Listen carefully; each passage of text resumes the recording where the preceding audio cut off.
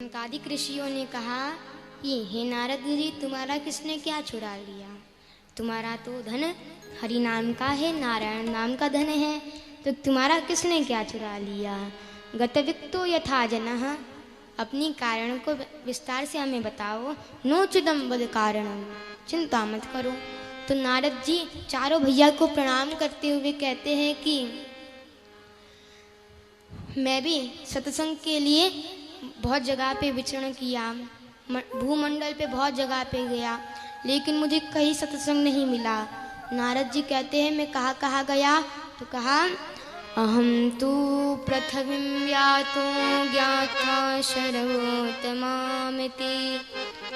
पुष्करं च प्रयागं च काशीं गोदावरी तथा हरिक्षेत्रं कुरुक्षेत्रं श्रीरंगं सेतुबन्धनम् एवमादिषु तीर्थेषु ब्रह्ममाणितस्ततः।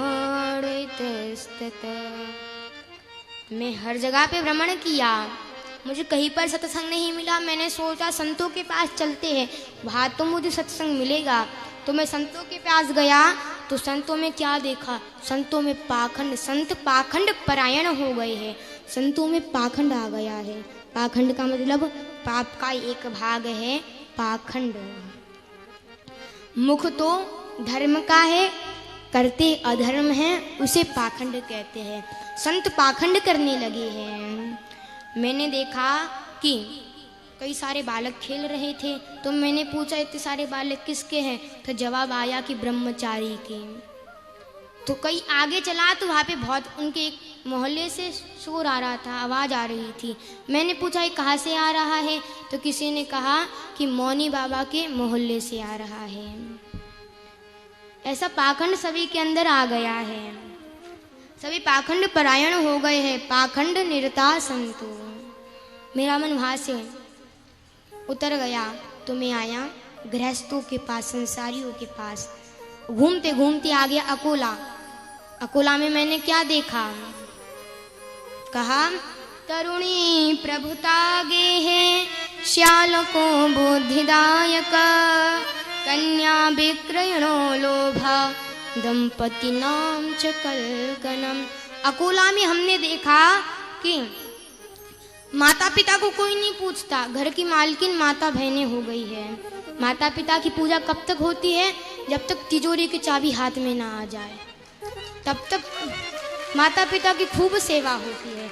जब तिजोरी की चाबी हाथ में आ जाए तो बोरिया बिस्तर के तीर्थ में रख देते, नहीं जाते, खटिया की खाट पकड़ के बैठे रहते, तो कोई बात नहीं करता, कोई बात नहीं करता। सलाह किससे लेते हैं? बड़े बुजुर्गों से नहीं लेते। श्यालों को बुद्धि दिया कहा, साला ही बुद्धिमान रह गया है कलयुग में। कलयुग में केवल साला ही है। जो भी सलाह लेनी है तो साले साहब को फोन करते हैं। साले साहब भी बड़े बुद्धिमान है। अच्छा ठीक है, साला चतुर है तो लेनी चाहिए, लेकिन लोभ इतना आ गया है कि बेटा बेटियों का क्रय विक्रय हो रहा है, संबंध नहीं हो रहे, सौदे हो रहे हैं। जितने में पट जाए उतने में वही समधी बन जाते हैं।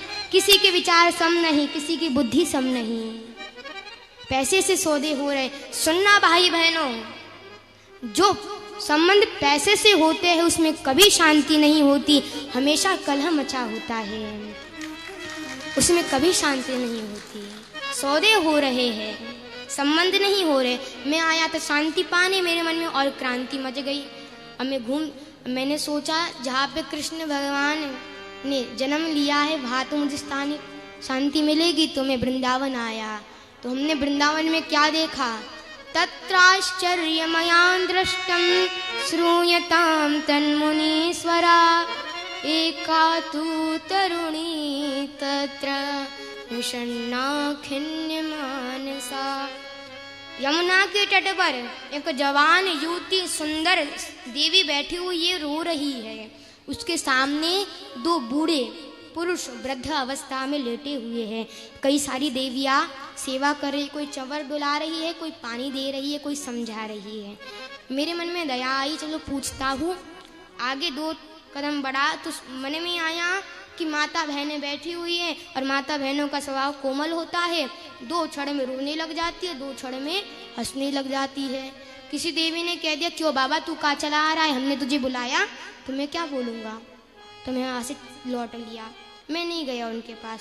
तो उस देवी ने खड़े होकर मुझे पुकार की, कहा भो भो साधो क्षणं तिष्ठ मच्चिन्तामपि नाशय दर्शनं तव लोकस्य सर्वथा गेहरं परम। मैंने उस देवी ने कहा, रुकिए रुकिए संत, जब संत हमारे पास आते हैं तो हमारा काम बनता है, और आप जा रहे हो ऐसा ना कीजिए, एक क्षण हमारे पास आइए, हमारी चिंता का नाश कीजिए। आप जैसे संतों का दर्शन रोज नहीं होता।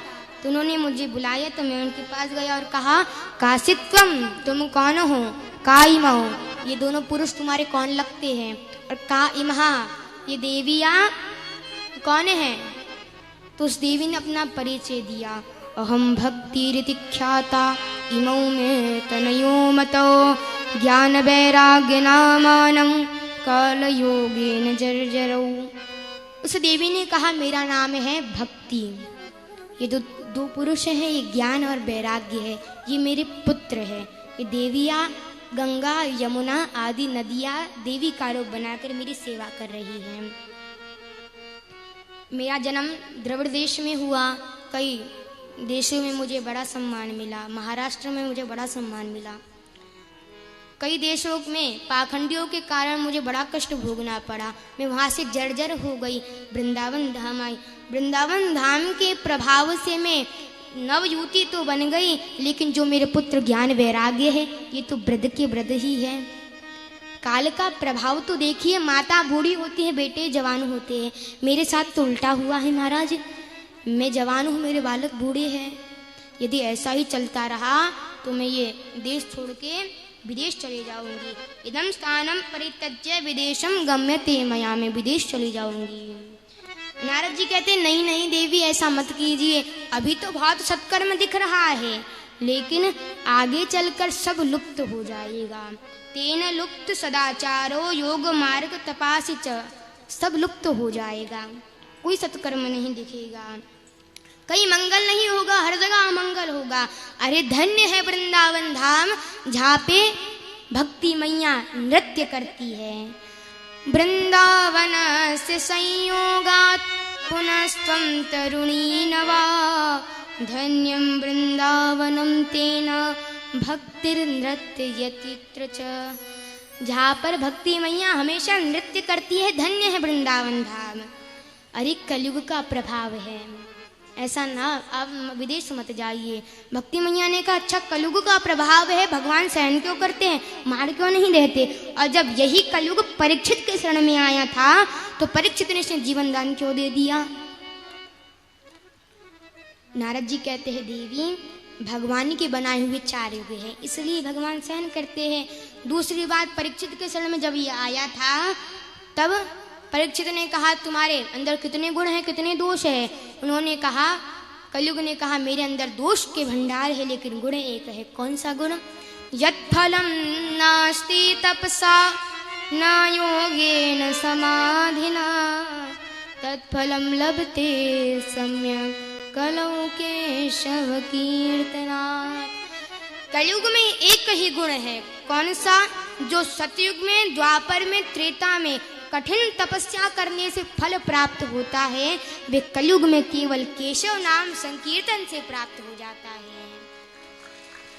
कलयुग केवल नाम आधारा, सुमिर सुमिर नर उतरे पारा, सुमिर सुमिर नर उतरे पारा। कलयुग केवल हरि गुण गावा, कलयुग केवल हरि गुण गावा। गावत ही नर पावे खावा, कहीं नर पावेगा।